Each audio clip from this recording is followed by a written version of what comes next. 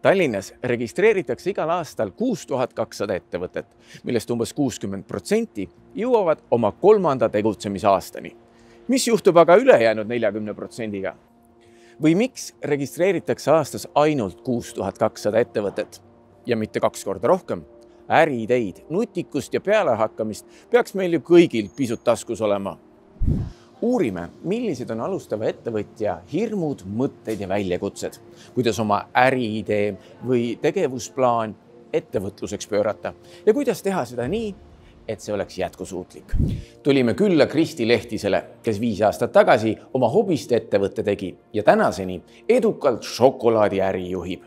See algas 5 aastat tagasi, kui me avasime enda korteris oma esimese šokolaaditööstuse. See oli meie koduköök nägi välja nagu väike tehas. Esimene aasta oli päris raske, et nii kodust elu kui tööelu ühildada. Miks otsustasite oma igapäevatöö sinna paika jätta ja ise ettevõtte asutada? See oli seotud esimese lapse sünniga ja ma soovisin, et ma saaksin ise oma aega planeerida. See plaan tuli tegelikult niimoodi, et ma alguses mõtlesin, et ma lihtsalt tahaks enda äri ja siis ma hakkasin mõtlema, et mis see võiks olla. Teadmine, et see peaks olema oma ettevõte oli nagu kindel, aga neid äriplaane oli mitu. Kõik nad olid seotud asjadega, mida ma ise armastan. Enamasti olid nad seotud kokkamisega. Šokolaad lihtsalt see on see, mis mul on silmas ärama pannud, nii et eks ta ole selline hobist kasvanud äri. Millist kasu ja tuge te saite ettevõtluskeskusest? Et ettevõtluskeskuse poole me pöördusime kohe algusest saati, kui me alustasime äriplaani kirjutamisega ja lihtsalt selleks, et saada natuke nõuandeid ja abi selle kirjutamisel, et algusest peale oleks nemad seal juures olemas. Tallinna linna ettevõtluskeskusest saab igal aastal oma äriidee elluviimiseks nõu ja abi ligemale 300 ambitsioonikat huvilist. Kas teha osaühing, ettevõtjakonto või hakata hoopis viieks? Kuidas määrata konkurentsiolukorda või analüüsida finantsturge? Uurime, millised on kõige põletavamad ettevõtjate küsimused ja kuidas neile lahendused leitakse.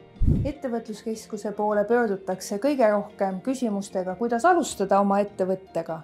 Seejärel küsitakse, kus saab selleks raha ja kindlasti 3. kohal on küsimus, kuidas koostada äriplaani. Miks on oluline koostada ettevõttele äriplaan? Äriplaan on ettevõttele nagu laevale majakas. Sa tead, kuhu sa tahad jõuda, missugused on sinu eesmärgid. Kuid tegelikkuses tuleb meie juurde ka ettevõtjaid juba siis, kui neil mingil põhjusel see äriplaan on ebaõnnestunud, näiteks rahastaja on selle tagasi lükanud ja me aitame neid vigu parandada. Sest meie oleme siin konsultandid, kes aastas näevad 200-300 äriplaani ja ei pea kartma meie korje küsimusi. Sa pead teadma, mille poolest sinu äriidee on eriline. See tähendab seda, missugust muret või probleemi ta aitab lahendada. Rääkida oma potentsiaalsete klientidega, see on juba nagu teine samm. Et kui sa oled otsustanud, millega sa tegelema hakkad, siis liigud sa juba edasi ja pead olema avatud. Pead oma äriidest rääkima, sest see annab sulle tihtipeale häid mõtteid, kuidas seda ideed edasi arendada. Ja kui see on olemas, siis heida pilk ka hinna peale.